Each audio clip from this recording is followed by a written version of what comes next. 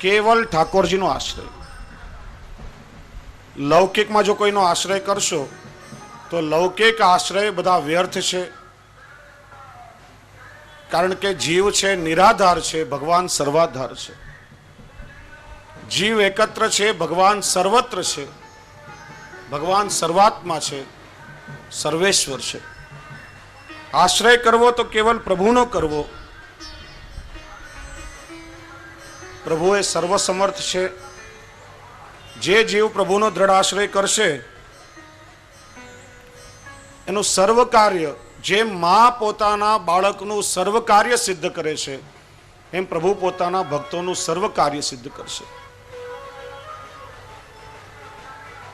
આશ્રયનો અર્થ આલસતા કે અકર્મીપણું નથી, પણ આશ્રયનો અર્થ થાય છે બાલ સહજતા, બાલ સુલભતા. જેમ એક નાનકડું બાળક પોતાના માતાના ભરોસે જીવતું હોય, કે ફરવા જવાનું હોય, બધા પોતપોતાની રીતે પોતાનો સામાન તૈયાર કરે. ફલાણી જગ્યાએ ઘોડે સવારી કરશું, એને માટેના કપડાં, અમુક જગ્યાએ ફરવા જશું એના કપડાં. પણ પેલું નાનું 3-4 વર્ષનું બાળક હોય, નિશ્ચિંતાથી ફરતું હોય, એને આપણે પૂછશું તું પહેરીશ શું? કે મારી માં જાણે. તું ત્યાં ખાઈશ શું? તો કે મારી માં જાણે. એને પોતાની ચિંતા હોતો નથી. એમ ભક્ત ક્યારેય પણ પોતાની ચિંતા કરતો નથી. ઠાકોરજી જે પરિસ્થિતિમાં જેવી રીતે આપણને રાખે, દરેક પરિસ્થિતિમાં કેવલ પ્રભુના ભરોસે જીવતો હોય. અને એટલા માટે જ લૌકિકમાં કોઈ દુઃખ આવે કે સુખ આવે, ભક્તને ક્યારેય પણ પ્રભુને પ્રત્યે ફરિયાદ થતી નથી. આપણા જીવનો સ્વભાવ છે, જેમ હરિરાય ચરણે આજ્ઞા કરી કે જીવા સ્વભાવ તો દુષ્ટ. લૌકિકમાં સુખ અને સગવડતાનો સમય હોય ત્યારે પ્રભુની આપણા પર કૃપા છે એવો આપણને વિચાર થાય. પણ ઘણી વખત ક્યારે કોઈ દુઃખ આવે, કોઈ આપત્તિ આવે, અગવડતાનો સમય આવે ત્યારે આપણો ભાવ આમ વિચલિત થઈ જાય છે, આશ્રય ડગવા લાગે છે કે પ્રભુએ મારા તરફ દ્રષ્ટિ કરી નથી, પ્રભુની દ્રષ્ટિ મારા તરફથી ફરી ગઈ છે. વૈષ્ણવો, પ્રભુ ક્યારે પણ જીવ તરફથી દ્રષ્ટિ ફેરવતા નથી. દુઃખ એ પણ જીવનની એક આવશ્યક ઘટના છે ને આપણે સૌ ભૂલી જઈએ છીએ. કેરી હોય, કાચી હોય ત્યારે એને ઘાસમાં તપવા માટે મૂકવામાં આવે. ઘાસમાં તપે, પરિપક્વ થાય, પછી એમાં મીઠાશ આવે છે, માધુર્યનું નિર્માણ થાય છે. એમ આપણા જીવનમાં પણ અધૂરાશ હોય, કચાશ હોય ત્યારે ઠાકોરજી થોડો સમય અગવડતા આપી અને તાપમાં તપવા માટે મૂકે, ત્યાર પછી જ માણસના જીવનમાં માધુર્ય પ્રગટ થાય છે. સુખ આપીને કે દુઃખ આપીને પ્રભુ માત્ર જીવ પર કૃપા જ વરસાવે છે. જેમ મધુર કરુણા એમ ભગવાનની કઠોર કરુણા પણ હોય છે. અને આ વાતને કેવલ પરિપક્વ અધિકારી જીવ જ સમજી શકે છે. સુખમાં તો પ્રભુની કૃપાનો અનુભવ બધાને થાય, પણ દુઃખમાં પણ ઠાકોરજીએ મારા પર કૃપા જ કરી છે એ વાત કેવલ પરિપક્વ અધિકારી સમજી શકે છે. જેમ સુરદાસજી એક પદમાં સુખમાં ભગવાન કેવી કેવી રીતે કૃપા કરે છે. જબ લગ ગજબલ અપનો બરત્યો નેક સર્યો નહીં કામ, નિર્બલ હોય બલરામ પુકાર્યો આયે આધે નામ, સુનેરી બેને નિર્બલ કે બલરામ. પ્રસંગ સાંભળ્યો હશે. ગજ એટલે હાથી તળાવમાં પાણી પીવા માટે ગયો, મગરમચ્છે એનો પગ પકડી લીધો. હાથી એની સાથે પોતાની પ્રચંડ તાકાતથી લડે છે.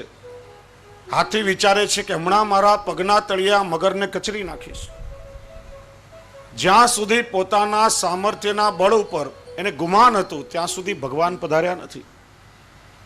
પણ કહેવાય છે કે પાણીમાં મગરનું જોર હાથી કરતા પણ વધારે બને છે.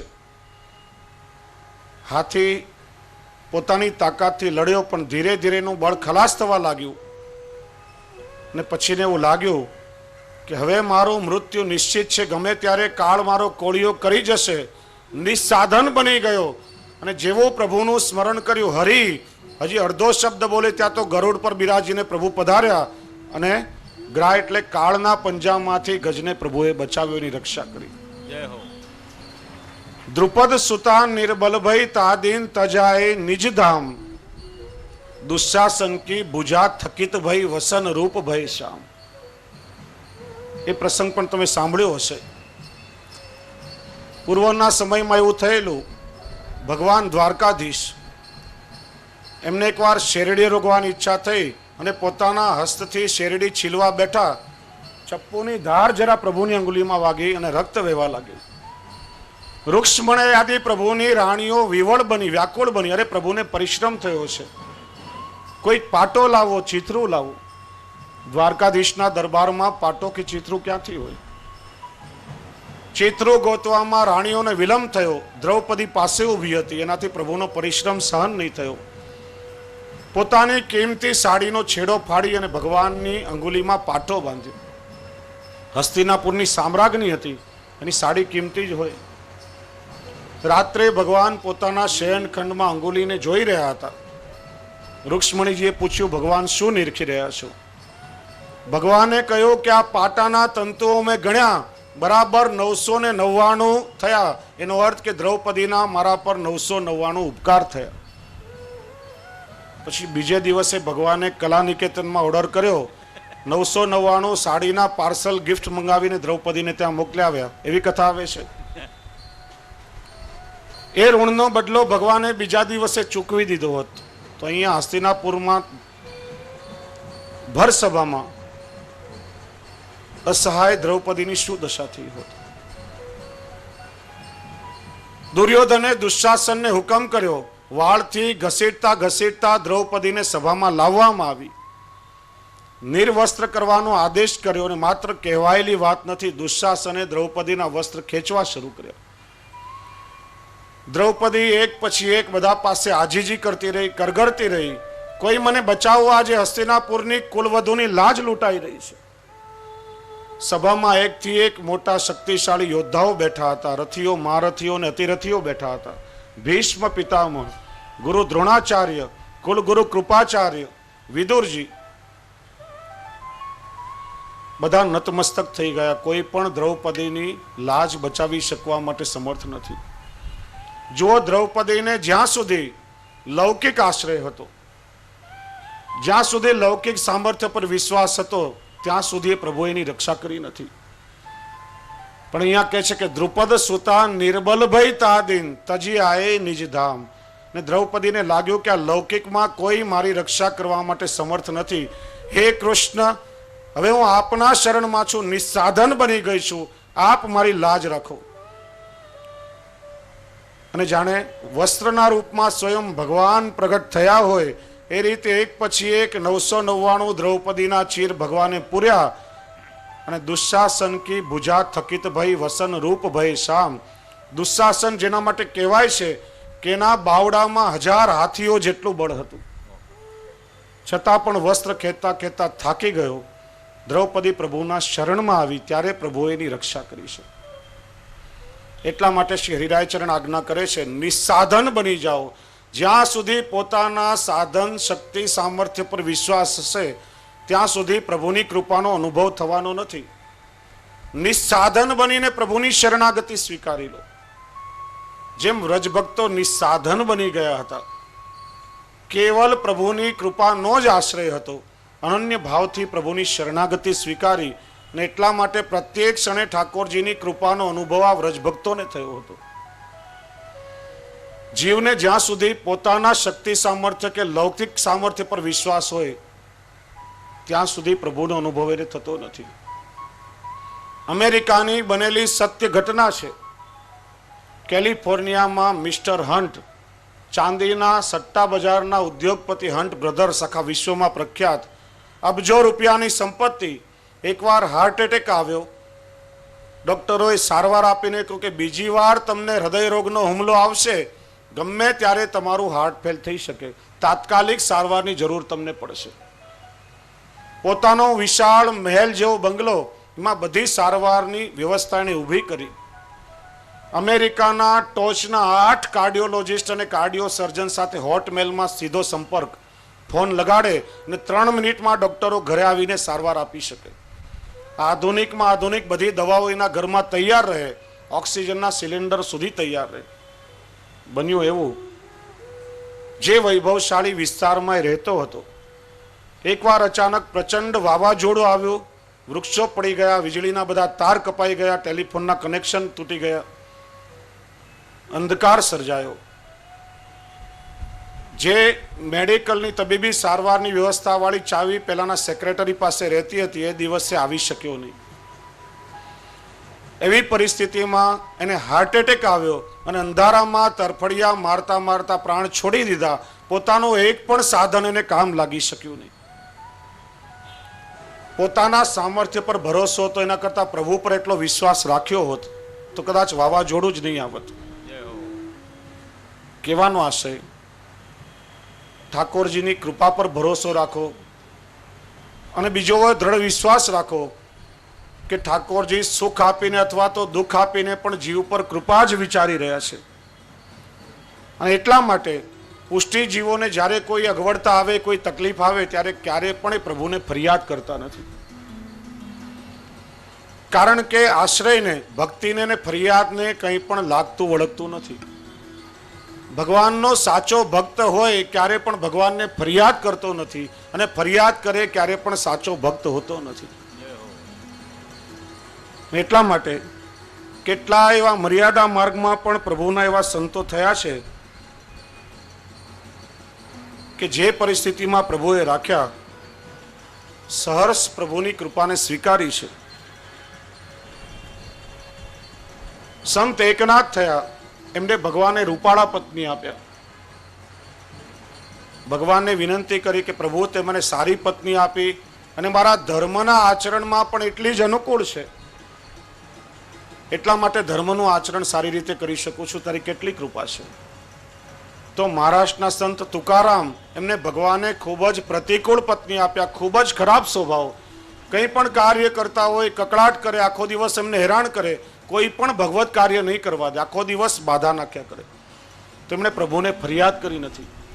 એમણે પણ પ્રભુને વિનંતી કરી કે પ્રભુ તમારી કેટલી કૃપા છે કે આટલી પ્રતિકૂળ પત્ની મને આપી, એટલે તો લૌકિકમાં મારું મન લાગતું નથી, તમારામાં લાગેલું રહે છે. નહીં તો કદાચ મારું મન સંસારમાં ભટકી જાત. બીજા 16 ગ્રંથો મહાપ્રભુજીના આપેલા ઉપદેશો છે, પણ પ્રાર્થના પુષ્ટિ માર્ગમાં એક પણ નથી. પ્રાર્થના એટલે ભગવાન પાસે યાચના કરવી, માગણી કરવી, પ્રભુ મને આ આપો, પ્રભુ મને તે આપો. અને આપણને માગતા પણ આવડે છે ખરા? જીવને પ્રભુ પાસે માગતા પણ નથી આવડતું, કારણ કે આપણને ખબર નથી કે આપણું હિત શેમાં રહેલું છે અને આપણું અહિત શેમાં રહેલું છે. અને એટલા માટે જીવ ઘણી વખત ભગવાન પાસે માગી માગીને અહિત પણ માગી બેસે છે. કુંભકર્ણ ભગવાન પાસે ઇન્દ્રાસન માગવા ગયો પણ નિંદ્રાસન માગી આવ્યો. આપણને ખબર નથી કે શેમાં હિત રહેલું છે અને શેમાં અહિત રહેલું છે. વૈષ્ણવ આપણને 2 ડગલા પણ દેખાતું નથી, એટલે ઘણીવાર ઠોકર લાગે ને આપણે પડી જઈએ છીએ, પણ પ્રભુને આપણા અનંત જન્મારાઓની ખબર છે. ને એટલા માટે જે પરિસ્થિતિમાં ઠાકોરજી રાખે એમાં પ્રસન્નતાપૂર્વક પોતાના જીવનનો નિર્વાહ કરો. પ્રભુ પાસે ક્યારે પણ માગણીઓ કરશો નહીં. ભક્તિ માર્ગમાં જીવ ક્યારે ઠાકોરજી પાસે માગતો નથી. હું ઘણીવાર એક દ્રષ્ટાંત આપું છું.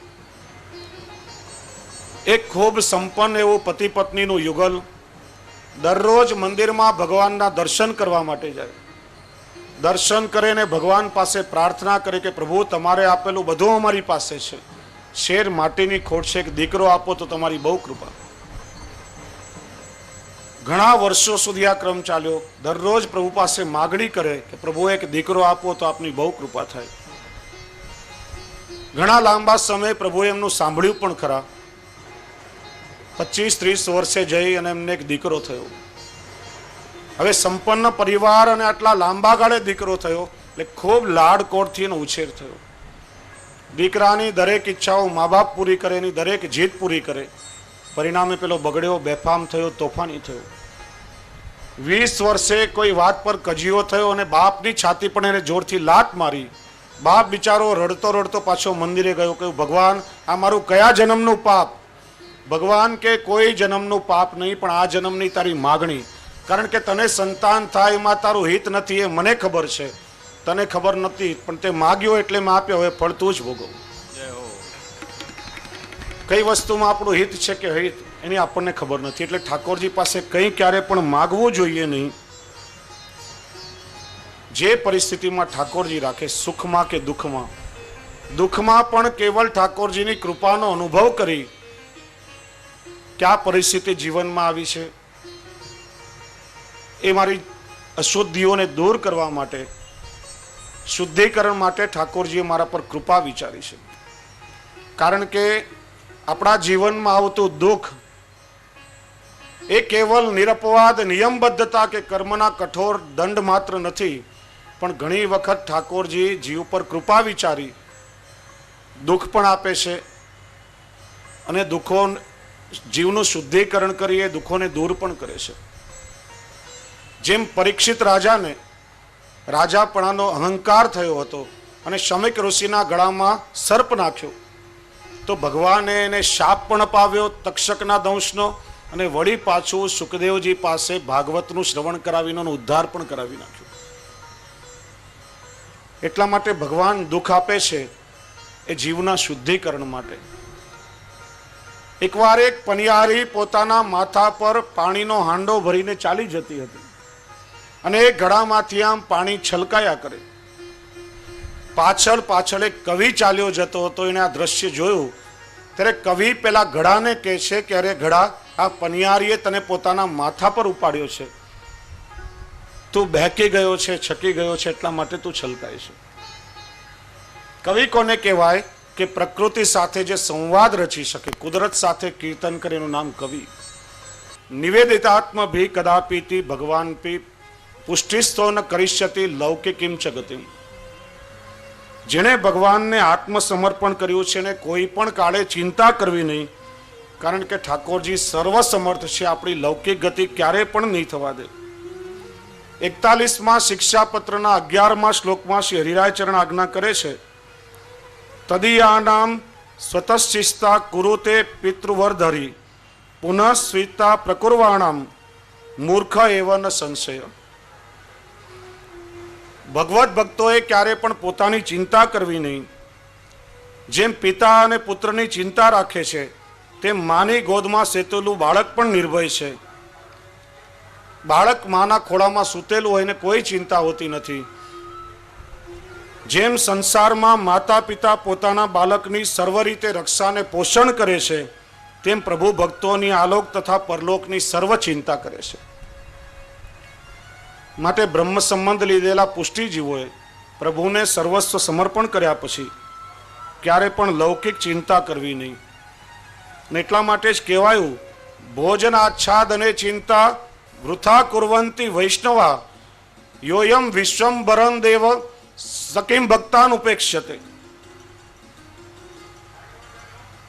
દયારામભાઈ પણ એક ચંદ્રાવડામાં ખૂબ સુંદર આપણને સમજાવે છે કે ભોજન વસનની ચિંતા કરી વૈષ્ણવે ક્યારે પણ ના થવું નિરાશ. વિશ્વંભર પૂર્યા વિશ્વને તે કેમ ભૂલે નિજદાસ. વૈષ્ણવોએ પોતાના ભોજન અને વસ્ત્રોની ક્યારે પણ ચિંતા કરવી નહીં, લૌકિક ચિંતા કરવી નહીં. વિશ્વંભર આખા વિશ્વનું પોષણ કરે છે, પોતાના નિજદાસને કેમ ભૂલી શકે. હવે ભગવાન કોને કેવી કેવી રીતે આપે છે ચંદ્રાવાળામાં સમજાવે છે કે અજગરને અનાયાસ હરી આપે આહાર વનમાં લાપી, શક્કરખોરને સાગર બેટમાં દેછે મિલાવી, મિલાવે ચાતકને જળ સ્વાતી, ગિરિશૃંગે વૃક્ષ પોષે કોઈ ભાતી. સ્ત્રી તને પય કર્યું પોષવાને બાળ, તે તને નહીં ભૂલે ભજ ગોપાળ. દૃષ્ટાંત આપે છે, અજગર જેમ કંઈ પ્રયત્ન કરતો નથી, વગર પ્રયત્ન એને ખોરાક મળી જાય છે. શક્કરખોર નામનું પ્રાણી જે ફક્ત સાકર ખાઈને જીવે છે, દરિયાના પેટાળમાં પણ ભગવાન સાકર આપીને એનું પેટ ભરી દેતા હોય છે. ચાતક સ્વાતિ નક્ષત્રના જલ વગર બીજું જલ પીતું નથી, તો ભગવાન સ્વાતિ નક્ષત્રમાં એને જલ આપે છે. પર્વત ઉપર કોઈ વૃક્ષ ઉગે ત્યારે પણ એનું પોષણ ભગવાન પર્વત ઉપર જલથી કરી દેતા હોય છે. આખા વિશ્વનું જે પોષણ કરે છે, પોતાના જીવને ક્યારે પણ નહીં ભૂલે. માટે લૌકિક આશ્રય છોડી અને કેવલ પ્રભુનો આશ્રય કરો. શ્રી મહાપ્રભુજી આશ્રયના 6 પ્રકાર આપણને બતાવે છે. ષડવિધા શરણાગતિ. આનુકૂલસ્ય સંકલ્પ, પ્રાતિકૂલ્ય વિસર્જનમ, રક્ષસ્યતિ વિશ્વાસ, ભર્તૃત્વે વર્ણમ તથા આત્મનૈવેદ્ય કાર્પણ્ય ષડવિધા શરણાગતિ. શરણાગતિના 6 પ્રકાર શ્રી આચાર્ય ચરણે બતાવ્યા છે. સૌથી પહેલા આનુકૂલસ્ય સંકલ્પ. પ્રભુને પ્રસન્નતા થાય એ રીતે ભક્તોએ પોતાનું જીવન જીવવું. મારા પ્રભુ કઈ વસ્તુથી પ્રસન્ન થશે, શું કરવું જેનાથી મારા ઠાકોરજી રાજી થાય. પ્રભુને અનુકૂળ થઈને રહેવું એ શરણાગતિનું પહેલું લક્ષણ છે. પ્રાતિકૂલ્ય વિસર્જનમ. ભગવત ધર્મના આચરણમાં આવતી જેટલી પણ પ્રતિકૂળતાઓ કે બાધકો છે એનો તત્કાળ ત્યાગ કરી દેવો. મારા પ્રભુને શું નહીં ગમે એવું હું જીવનમાં ક્યારે પણ નહીં કરું. પ્રભુને શું નથી ગમતું? તો કે ઠાકોરજીને ધુમાડો નથી ગમતો, પ્રભુને અસત્ય નથી ગમતું, પ્રભુને રાગ દ્વેષ નથી ગમતા, પ્રભુને અહંતા મમતા નથી ગમતી, અને સૌથી મોટામાં મોટું ભગવાનને પોતાના ભક્તના દ્વેષી ક્યારે પણ ગમતા નથી. ભગવાન પોતાનો અપરાધ તો ક્ષમ્ય કરે છે, પણ પોતાના ભક્તોનો કોઈ અપરાધ કરે તો ભગવાનને ક્યારે પણ ગમતો નથી. એટલા માટે જે કંઈ ઠાકોરજીને ન ગમે એનો તત્કાળ ત્યાગ કરવો. શરણાગતિનું ત્રીજું લક્ષણ સમજાવે છે રક્ષસ્યતિ વિશ્વાસ. ઠાકોરજી જે કંઈ કરશે આ જીવ પર કૃપા વિચારીને કરશે, મારું હિત કરશે. ઠાકોરજી ક્યારે પણ જીવનું અહિત કરતા જ નથી.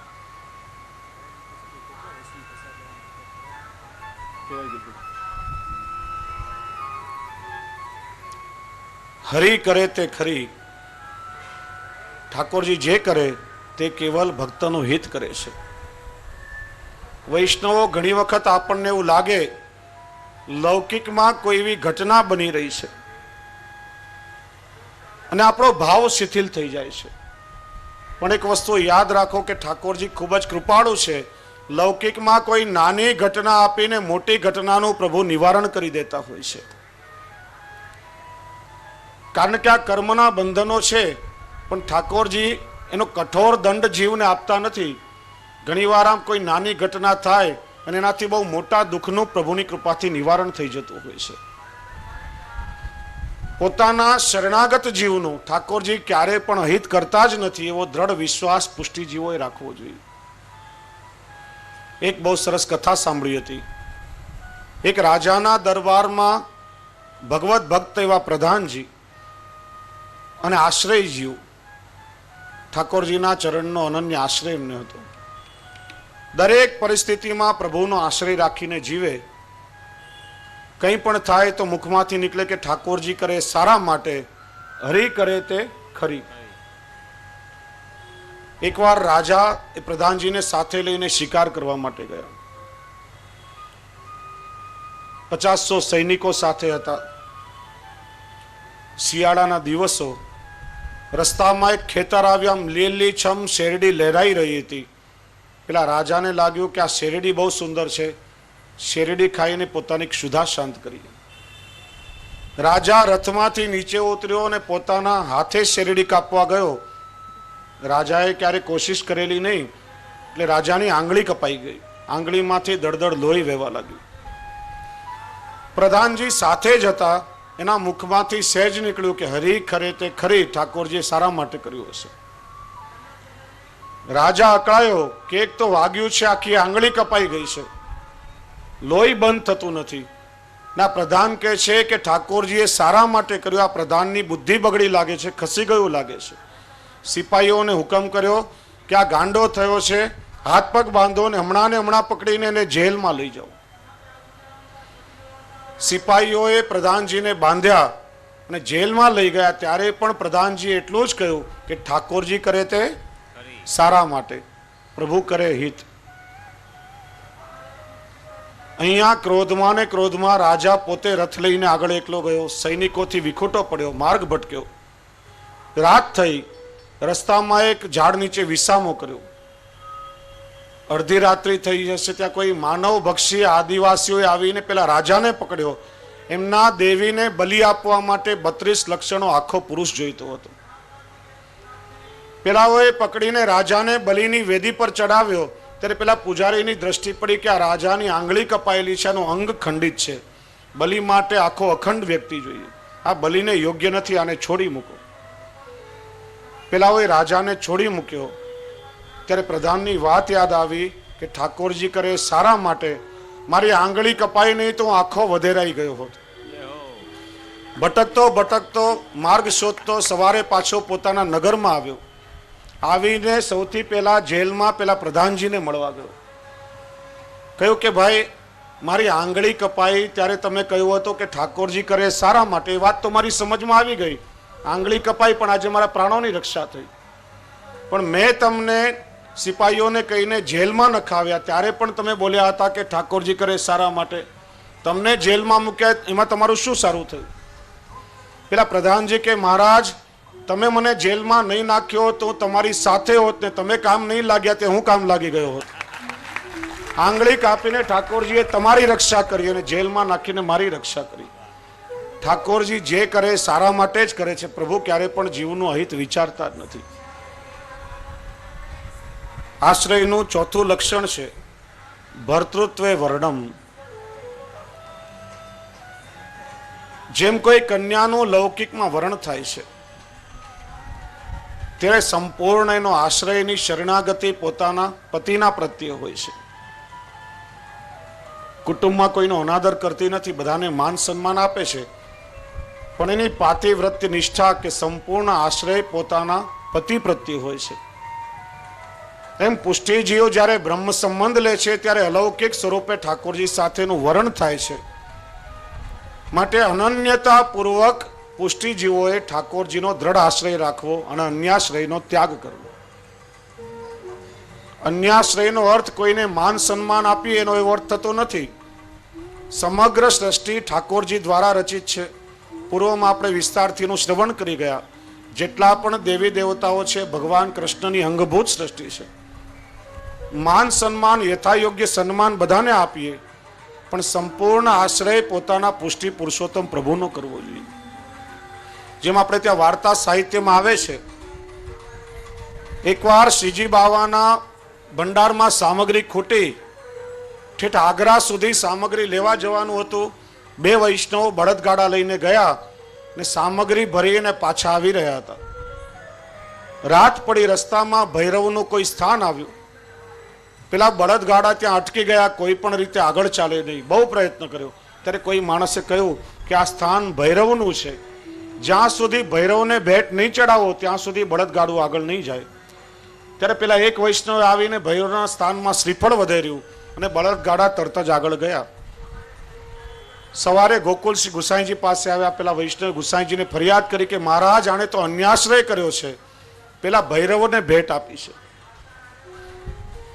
ગુસાઈજી પેલા વૈષ્ણવને પૂછ્યું ત્યારે બીજા વૈષ્ણવે કહ્યું મહારાજ મેં અન્યાશ્રય કર્યો નથી, પણ ઠાકોરજીની સામગ્રી લાવવામાં પરિશ્રમ થઈ રહ્યો હતો. મેં તો પેલા ભૈરવને આ બળદગાડાને ધક્કો મારવા માટેનું મહેનતાણું ચૂક્યું છે. મારા પ્રભુને પરિશ્રમ ન થાય એનો વિચાર કર્યો છે. વૈષ્ણવ ક્રિયા શું છે એનું મહત્વ નથી, એ ક્રિયા કરવા પાછળનો ભાવ શું છે એ મહત્વનું છે. ભગવત પ્રીત્યર્થ કોઈ પણ કાર્ય કરીએ તો અન્યાશ્રય થતો નથી, પણ આપણા ઠાકોરજીમાં આસ્થા છોડીને પ્રભુના કરતા વધારે કોઈ મારું હિત કરશે કે પ્રભુના કરતા વધારે કોઈ મારું અહિત પણ કરી શકે એવો ભાવ મનમાં વિચારીએ ત્યારે અન્યાશ્રય થાય છે. એટલા માટે અન્યાશ્રય છોડી અને પત્ની જેમ પોતાના પતિનો આશ્રય કરે છે એમ નિષ્ઠાપૂર્વક કેવલ પુષ્ટિ પુરુષોત્તમ પ્રભુનો આશ્રય કરો અને અન્યાશ્રય છોડો. ભર્તૃત્વે વર્ણમ. 5મું છે આત્મનૈવેદ્ય. પોતાની જાત પોતાનું જીવન આંખ બંધ કરીને પ્રભુના ચરણોમાં સમર્પિત કરી દેવું. જેમ બલિરાજાએ આત્મસમર્પણ કર્યું હતું એ રીતે પોતાનું સર્વસ્વ સમર્પણ ઠાકોરજીના ચરણોમાં કરી દેવું. ને છઠ્ઠું કાર્પણ્ય એટલે કે દીનતા. આપણે વિસ્તારથી એને શ્રવણ કરી ગયા. અહંતા અને મમતાનું સમર્પણ થાય છે ત્યારે દીનતા પ્રાપ્ત થાય છે. લૌકિક મોહ માયાથી અહંતા અને મમતા પ્રગટ થાય છે. લૌકિક સંસારમાંથી મન ખસેડી પ્રભુમાં આપણા મનને પરોવીએ અને પ્રભુને સર્વ સમર્પણ કરીએ ત્યારે દીનતાની પ્રાપ્તિ થાય છે. તો શરણાગતિના 6 લક્ષણો શ્રી આચાર્ય ચરણ આપણને બતાવે છે. એને આપણે સૌ ભાવથી દ્રઢ કરીએ અને આપણે શરણાગતિને કેળવીએ. પુષ્ટિ જીવનું 12મું અને 13મું કર્તવ્ય શ્રી હરિરાય ચરણ આપણને બતાવે છે. સદા વૈષ્ણવોની સેવામાં તત્પરતા. અને શ્રી હરિરાય ચરણ સમજાવે છે ઠાકોરજી, શ્રી મહાપ્રભુજી અને વૈષ્ણવોમાં શુદ્ધ ભાવ રાખો. હરિ, ગુરુ અને વૈષ્ણવમાં શુદ્ધ ભાવ રાખી આ ત્રણેયના અપરાધથી હંમેશા બચતા રહેવું. પહેલા શ્રી હરિરાય ચરણ સમજાવે છે કે સદા વૈષ્ણવોની સેવામાં તત્પરતા. શ્રી હરિરાય ચરણ આજ્ઞા કરે છે કે પ્રભુ આપણા પર પ્રસન્ન થયા ક્યારે કહેવાય કે જ્યારે ભગવદી આપણા પર પ્રસન્ન થાય અને આપણને પોષણ આપે અને પ્રભુની સન્મુખ પહોંચાડે ત્યારે કહેવાય કે ઠાકોરજી આપણા પર પ્રસન્ન થયા છે. વૈષ્ણવોએ ભગવદીઓમાં, વલ્લભમાં અને ઠાકોરજીમાં ભેદ દ્રષ્ટિ રાખવી નહીં. કારણ કે ભગવદીય માટે આપણે વિચાર કર્યો, તદીય શબ્દ વપરાયો છે. તદીય એટલે ભગવાનના જેવા. જીવ જ્યારે ભગવદીયત્વની અવસ્થાને પ્રાપ્ત થાય છે ત્યારે એની અંદર અલૌકિક ભગવત સામર્થ્ય પ્રગટ થાય છે. એટલા માટે ભગવદીયમાં અને પ્રભુમાં ક્યારેય પણ ભેદ જોવો નહીં. હંમેશા વૈષ્ણવોની સેવા માટે પુષ્ટિ જીવોએ તત્પર રહેવું જોઈએ. અને ઘણીવાર એવા ભગવદીય વૈષ્ણવોની સેવા જ્યારે આપણે કરીએ ત્યારે વૈષ્ણવોની સેવા કરવાથી પણ ઠાકોરજીની સેવાનું ફળ આપણને સહજતાથી પ્રાપ્ત થઈ જાય છે. અને એટલા માટે જ શ્રી હરિરાય ચરણ આપણને અહીં આજ્ઞા કરે છે 49મી સાખી અને 28મી સાખીમાં, હરિ બડે હરિજન બડે, બડે હરિ કે દાસ, હરિજન સો હરિ પાવી, जो है इनके पास. हरिजन सो हरि पावहि, जो है इनके पास. श्री वल्लभ जो है इनके पास. घर आवे वैष्णव जब ही बीजे चार रतन, आसल जलवाणी मधु. હલો હલો વિસ્તારના લોકપ્રિય પાર્લામેન્ટના સભ્ય તરીકે હાલમાં જ ચૂંટાયેલા શ્રી સંજય નિરૂપમનું આપણે સ્વાગત કરીએ છીએ.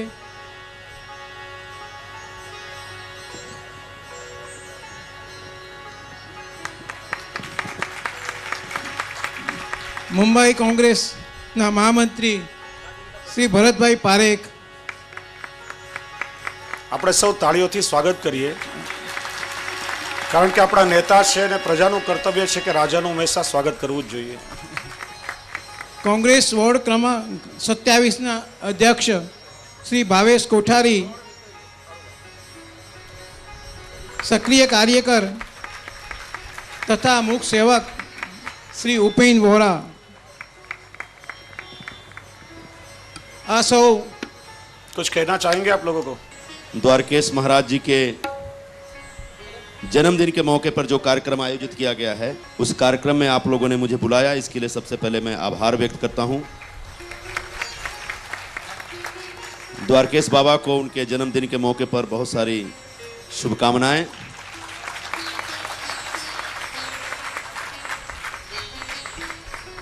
धर्म की विजय होनी चाहिए और धर्म की विजय का पताका फहराने वाले द्वारकेश बाबा जैसे हमारे महात्मा, गुरु, साधु. चुनाव हुआ, चुनाव में मेरी विजय हुई, लेकिन वो मेरी विजय नहीं थी, आप सभी लोगों की विजय थी. आपके आशीर्वाद के बगैर आपके आशीर्वाद के बगैर, आपकी शुभकामनाओं के बगैर ये संभव नहीं था। तो मुझे बड़ा अच्छा लग रहा है इसी बहाने में आप लोगों के सामने आने का मुझे मौका मिला। आप सभी लोगों के समक्ष मैं आभार व्यक्त करता हूं अपनी तरफ से, अपने तमाम साथी जैसे भरत भाई वगैरह हैं, भरत पारिक साहब, इनकी तरफ से, पूरी पार्टी की तरफ से, सोनिया जी की तरफ से, डॉक्टर मनमोहन सिंह जी की तरफ से और राहुल जी की तरफ से आप सभी लोगों को बहुत बहुत आभार व्यक्त करता हूं, धन्यवाद देता हूं आप सभी लोगों का। हैं पूज्य महाराष्ट्र पधारे हैं, हमारे आचार्य चरण पधारे। बोलिए शिवल्लभ। आप सभी लोगों को बहुत बहुत धन्यवाद। की जय। बड़े महाराज आ रहे हैं, बड़े गुरुजी आ रहे हैं, मैं उनका आशीर्वाद लेकर के मैं, हमारी आज विजय की रैली है, दादाजी आ रहे हैं, आज हमारी विजय की रैली, उस रैली में मैं शामिल होता हूं। बहुत बहुत शुक्रिया। ये समझिए आप लोगों ने जो मुझे विजय दी है, ये मेरे ऊपर एक बहुत बड़ी जवाबदारी है। मेरे लायक कहीं भी किसी प्रकार की सेवा हो, आप सभी लोग कभी भी आदेश दे सकते हैं पूरे अधिकार के साथ। बहुत बहुत शुक्रिया, नमस्कार, जय श्री कृष्ण और जय जिनेन्द्र।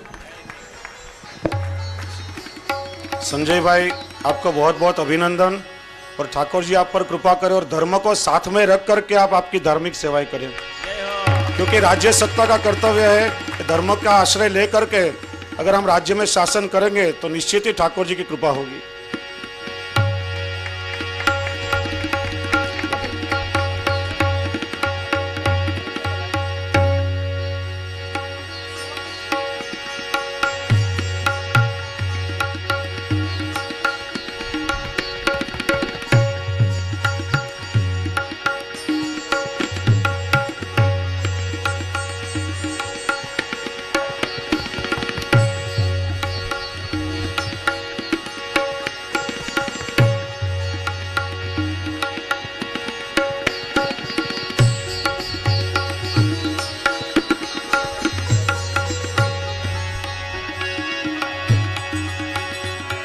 श्री वल्लभ विठल गिरधारी, यमुना जो के बलिहारे।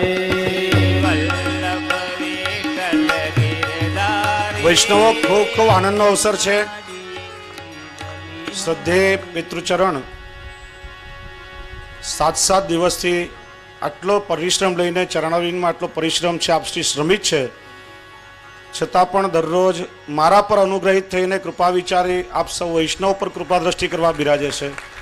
ને સાથે સાથે કાંદિવલીના વૈષ્ણવનું ખૂબ જ મહદભાગ્ય છે, ષષ્ઠ પીઠાધીશ્વર અમારા પરમ આત્મીય સ્નેહી, જેમણે સમગ્ર વિશ્વના અનેક દેશોનો પ્રવાસ કરી અનેક ઠાકોરજીથી વિમુખ થયેલા જીવોને પ્રભુની સન્મુખ કર્યા, જેમની વાણીનું શ્રવણ કરવું એ પણ એક અલૌકિક લાવો છે।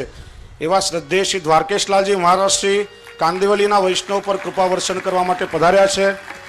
અને આજે તો મારા માટે ખૂબ જ આનંદનો દિવસ, કારણ કે સવારે માર્કંડેય પૂજામાં પહેલી વાત તો એ કે સવારે 4:30 વાગે ઉઠતા જ સૌથી પ્રથમ આપના દર્શન થયા। બીજું માર્કંડેય પૂજામાં પણ આ પ્રથમ વખત આપશ્રી આજે ચોક બિરાજ્યા, ને આખો દિવસ આજે મારા જન્મદિવસના દિવસે આપશ્રીએ એવી એક અમૂલ્ય યાદ આપી છે કે મારા જીવનમાં ક્યારેય પણ ભૂલી નહીં શકું, કારણ કે આપશ્રીને ઘણા બધા વ્યસ્ત કાર્યક્રમો હતા।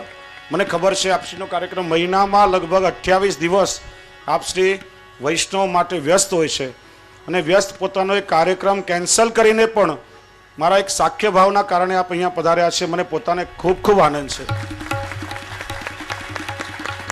મનોરથી પરિવાર પૂજ્ય ચરણોને માલ્યાર્પણ કરશે અને ભાવવંદના કરશે। मेरो तो आधार श्री वल्लभ के चरणारविंद। मेरो तो आधार श्री वल्लभ के चरणारविंद। मेरो तो आधार श्री वल्लभ के चरणारविंद। मेरो तो आधार श्री वल्लभ के चरणारविंद। श्री वल्लभ के चरणारविंद, विठल के चरणारविंद। वल्लभ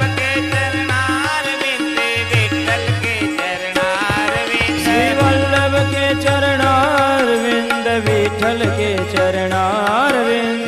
वल्लभ के चरणारविंद, विठल के चरणारविंद। मेरो तो आधार श्री वल्लभ के चरणारविंद। मेरो तो आधार श्री वल्लभ के चरणारविंद। वल्लभ के चरणारविंद मेरे माथे को सिंगार श्री वल्लभ के चरणारविंद श्री वल्लभ के चरणारविंद विठल के चरणारविंद श्री वल्लभ के चरणारविंद विठ्ठल के चरणारविंद श्री वल्लभ के चरणारविंद विठल के चरणारविंद श्री वल्लभ के चरणारविंद विठ्ठल के चरणारविंद વૈષ્ણવો,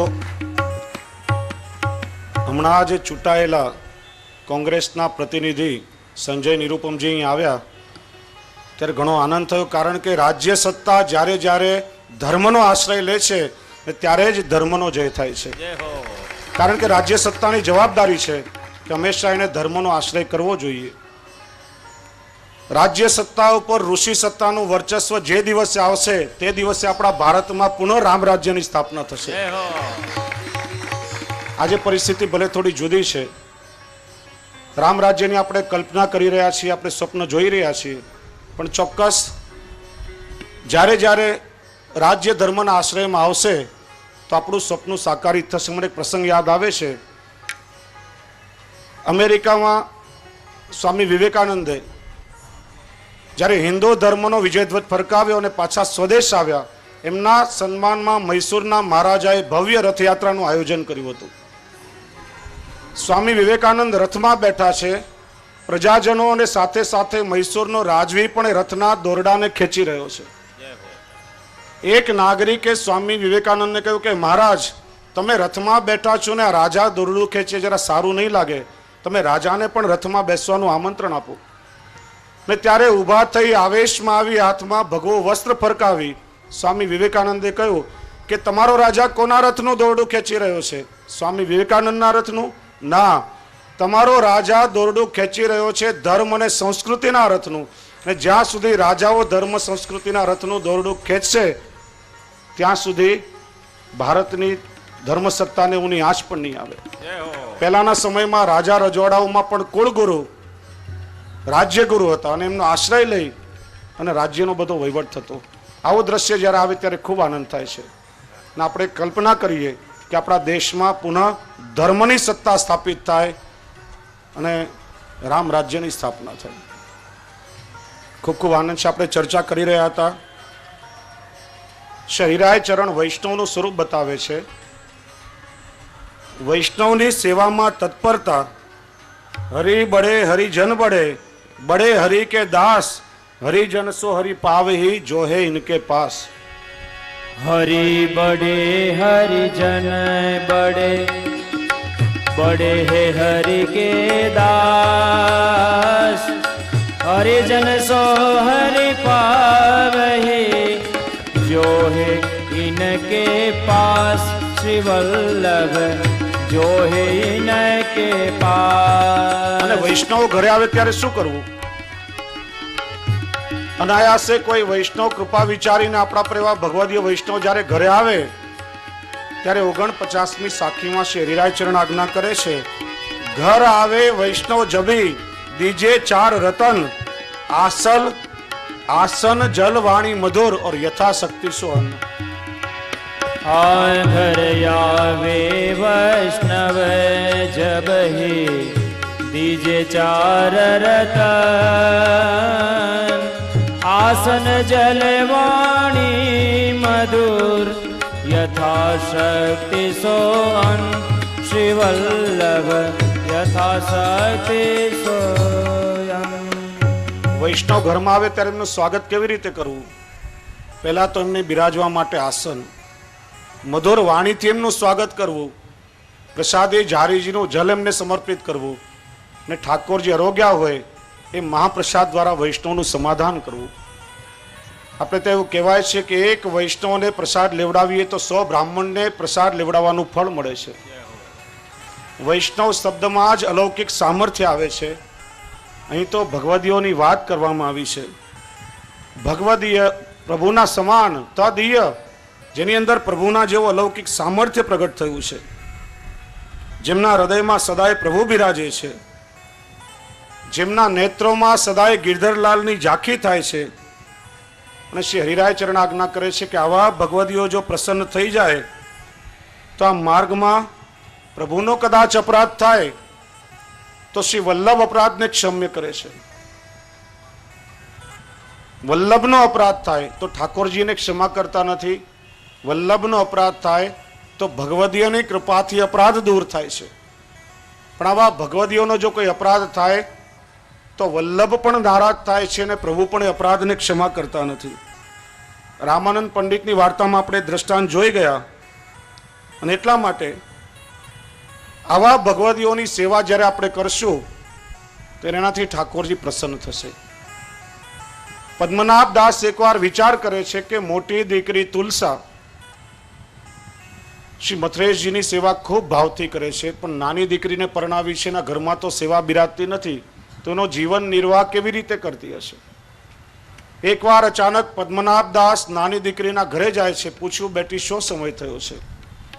ટેરો ખોલીને દર્શન કરાવ્યા તો શ્રી મથરેશજી એને ત્યાં પ્રગટ સ્વરૂપે પધારી અને ખીર આરોગી રહ્યા હતા. શ્રી ગોકુલનાથજી ભાવ પ્રકાશમાં સમજાવે છે, વૈષ્ણવની સેવાનું એ ફળ હતું. નાની દીકરીને ત્યાં ભગવત સેવા નહીં બિરાજતી, પણ એ ભાવથી વૈષ્ણવની સેવા કરતી, અને આ વૈષ્ણવની સેવાના કારણે ઠાકોરજી નિત્યના ઘરે આવીને ખીર આરોગતા હતા. એટલા માટે ઘણી વખત વૈષ્ણવની સેવાથી પણ આપણા અનેક કાર્ય સિદ્ધ થાય છે. દક્ષિણના શેઠના દીકરાની વાર્તામાં આવે છે, એને એકવાર વ્રજયાત્રા કરવાની ઈચ્છા થઈ. બહુ પ્રયત્ન કર્યો પણ એ વ્રજયાત્રા કરવા જઈ નહીં શકે. પ્રથમ દિવસે ચર્ચા થઈ હતી, વ્રજમાં જન્મ થવો, વ્રજવાસ થવો કે વ્રજમાં દેહ છૂટવો કેવળ ઠાકોરજીની કૃપાથી પ્રાપ્ત થાય છે. અને વ્રજવાસ થયો નહીં. કોઈ વૈષ્ણવે ઉપાય બતાવ્યો કે તમારા ગામમાં આવતા જતા વૈષ્ણવની સેવા કરો અને વૈષ્ણવની કૃપા થશે ત્યારે તમારી વ્રજયાત્રા પણ સિદ્ધ થશે. પેલો દક્ષિણના શેઠનો છોકરો ગામમાં આવનાર પ્રત્યેક વૈષ્ણવની સેવા ખૂબ ભાવથી કરે છે. અને એકવાર એક વૈષ્ણવે એના પર કૃપા વિચારીને એને વ્રજયાત્રા સિદ્ધ કરાવી અને વૈષ્ણવની કૃપાથી એને વ્રજયાત્રા સિદ્ધ થઈ. એટલા માટે શ્રી હરિરાય ચરણ આજ્ઞા કરે છે વૈષ્ણવની સેવા કરો. અને આજના સંદર્ભમાં જ્યારે આપણે જોઈએ તો આપણે ત્યાં પુષ્ટિ માર્ગમાં જે વૈષ્ણવ બહારનું ખાનપાન કરતા નથી, બહારનું જલપાન કરતા નથી, એવા વૈષ્ણવોની સેવા કરવાની, એમની વ્યવસ્થા કરવા માટે ખૂબ જ આવશ્યકતા જણાય છે. ભાવ એવા ભગવદીય વૈષ્ણવની સેવા કરશું તો એમનાથી ઠાકોરજી પ્રસન્ન થઈ જશે. અને શ્રી હરિરાય ચરણ આજ્ઞા કરે છે કે હરિ, ગુરુ અને વૈષ્ણવ આ ત્રણેયમાં શુદ્ધ ભાવ રાખો. હરિ એટલે પૂર્ણ પુરુષોત્તમ, પુષ્ટિ પુરુષોત્તમ આપણા પ્રભુ. ગુરુ એટલે શ્રી વલ્લભ. જેટલું સામર્થ્ય ઠાકોરજીમાં છે, સામર્થ્ય શ્રી વલ્લભ પ્રભુમાં પણ છે. અને શ્રી વલ્લભની કૃપાથી એવા શ્રી વલ્લભના શરણાગત જે ભગવદીય વૈષ્ણવ છે એની અંદર પણ એટલું જ અલૌકિક સામર્થ્ય બિરાજે છે. વૈષ્ણવનું સ્વરૂપ શ્રી ગોકલેશ પ્રભુએ સમજાવ્યું. એકવાર શ્રી ગોકુલનાથજી અપરસમાં બિરાજતા હતા. બહારથી આવીને કોઈ વૈષ્ણવે આપના ચરણ સ્પર્શ કરી લીધા. આપણે ત્યાં એવો ક્રમ છે કે જ્યારે વલ્લભકુલ બાળકોના ચરણ સ્પર્શ કરીએ ત્યારે સૌથી પ્રથમ આજ્ઞા લેવામાં આવે છે.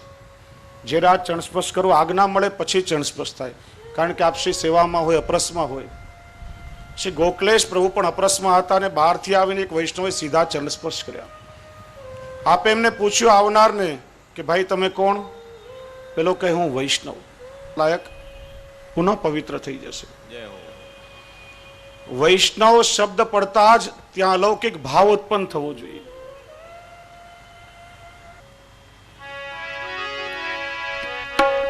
आए मेरे नंद नंदन के प्यारे, आए मेरे नंद नंदन के प्यारे,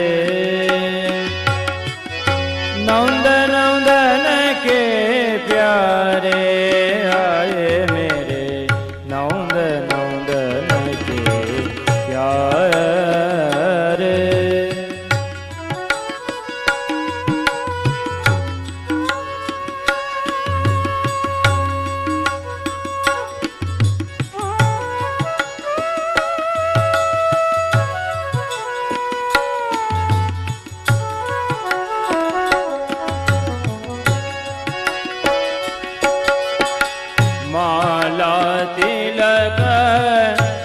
मनोहर बानो त्रिभुवन के उजियारे आए मेरे नंद नंदन के प्यारे हृदय कमल के मध्य विराजत श्री ब्रजराज दुलारे प्रेम सहित बसत मुरे मोहन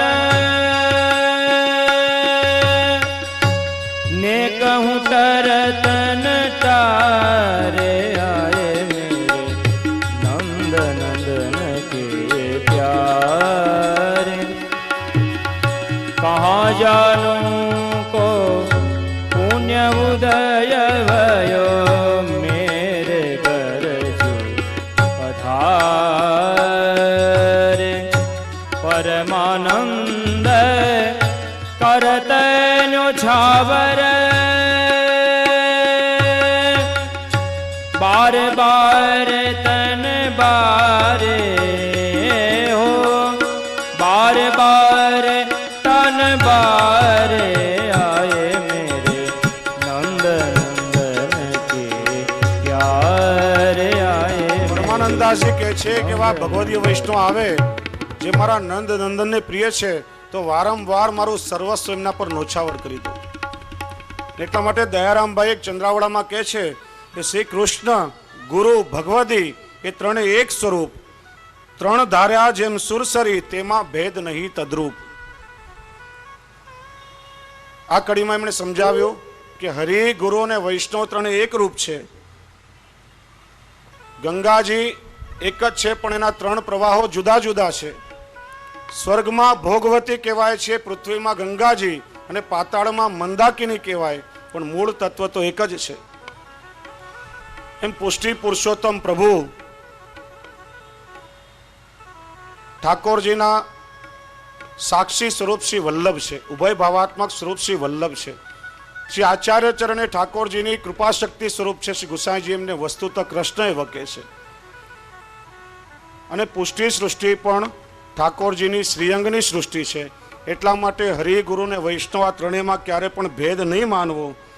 આ ત્રણેય એક સમાન છે. એટલા માટે શ્રી હરિરાય ચરણ આજ્ઞા કરે છે કે ક્યારે પણ વૈષ્ણવના દોષ જોશો નહીં. બોલીએ શ્રી વલ્લભાધીશ ईश की जय